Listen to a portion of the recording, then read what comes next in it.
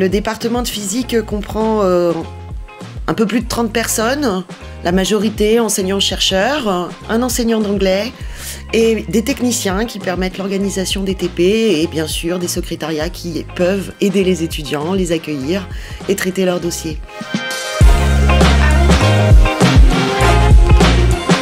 Le département de physique porte une licence de physique générale qui contient 3 parcours, un parcours physique, un parcours sciences de l'ingénieur et un parcours d'accès à la santé. On a 2 masters, un master physique fondamentale, là aussi avec 2 parcours, un parcours qui est plus orienté vers les matériaux, un autre vers le spatial.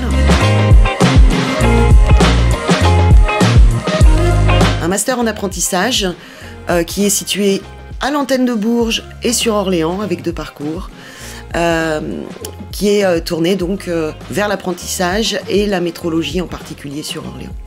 Nous accueillons toujours, grâce à Études en France, des étudiants venant de l'étranger. On essaye d'organiser des séjours Erasmus pour nos étudiants en lien avec les services internationaux de l'UFR.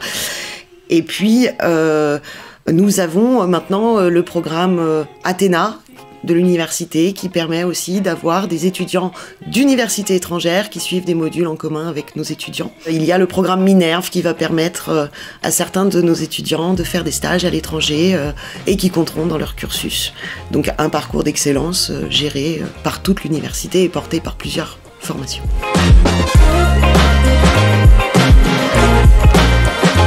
Donc vous avez bien entendu la physique fondamentale qui est très en lien avec les mathématiques, puis vous avez toute une interface avec la chimie, toute une interface avec l'informatique et toute une interface avec la biologie, ce qui semble bizarre mais pour beaucoup de gens. C'est mal connu, mais il y a aussi de la biophysique.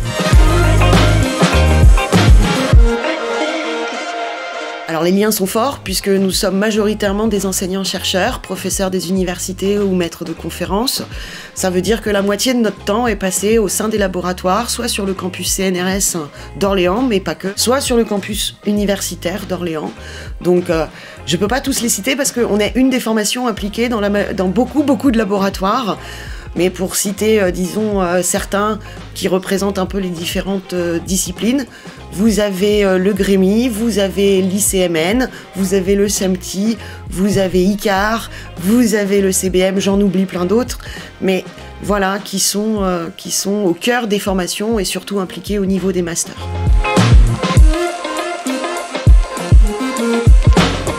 Le but de l'université, bien entendu, nos formations.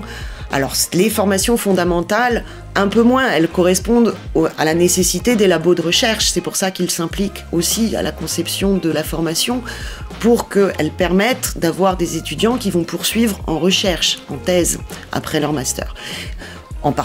Et puis nous avons le master PAIP, donc physique appliquée, qui lui est en lien direct avec les industriels du fait de l'apprentissage.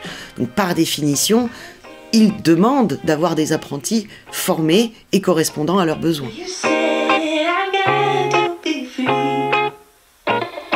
La physique étant en lien avec de tellement grand nombre d'applications, quand on parle d'applications, on va aller de l'infiniment petit à l'infiniment grand. Donc on va aller du nucléaire à l'exploration spatiale. On a besoin de physiciens, on a besoin d'ingénieurs dans quasiment tous les domaines.